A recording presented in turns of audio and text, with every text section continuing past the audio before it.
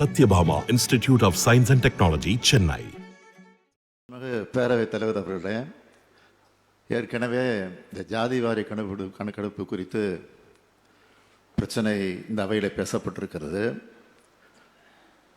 இங்கே அவைத் தலைவர் அவர்கள், பேரவைத் தலைவர் சொன்னது போல பட்ஜெட்டிலும் அது குறிப்பிடப்பட்டிருக்கிறது, சட்டமன்றத்திலும் பல நேரங்கள் பதில் சொல்லப்பட்டிருக்கிறது.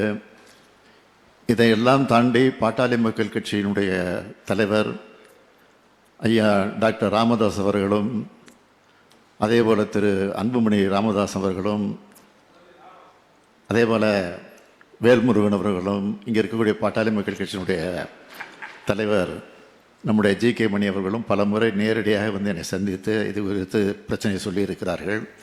அப்பொழுது குறித்து நாங்கள் விளக்கமாக அவர்களுக்கு பதில் சொல்லியிருக்கிறோம். அதுதான் நடந்து கொண்டிருக்கிறது. ஆக நீங்கள் சொல்கிற கொள்கையிலே நாங்கள் எதிராளிகள் அல்ல, உங்களுக்கு சாதகமாகத்தான் நாங்கள் இருந்து கொண்டிருக்கிறோம். எனவே இந்த விளக்கத்திற்கு பிறகு நீங்கள் என்ன முடிவெடுத்தாலும் அதற்கு நான் ஏதும் தடை சொல்ல விரும்பவில்லை. மாண்புமிகு நீதி அமைச்சர் அவர்கள் தெரிய போதும் இல்ல, முதலமைச்சர் சொல்லியாச்சு, நிதி அமைச்சர் பதில் சொல்லுங்க பிளீஸ்.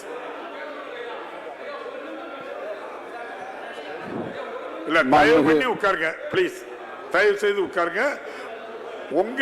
உங்க விருப்பம் தான் என் விருப்பம். முதலமைச்சர் சொன்னதுக்கு அப்புறம் அதுல நீங்க கொஸ்டின் பண்ணது நியாயமா தெரியல. தயவு செய்து அமருங்க. தயவு செய்து மாண்புமிகு அமைச்சர் தயவு செய்து அமருங்க.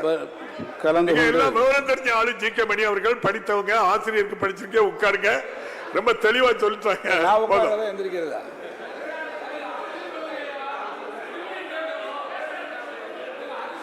Satyabhama institute of science and technology, Chennai.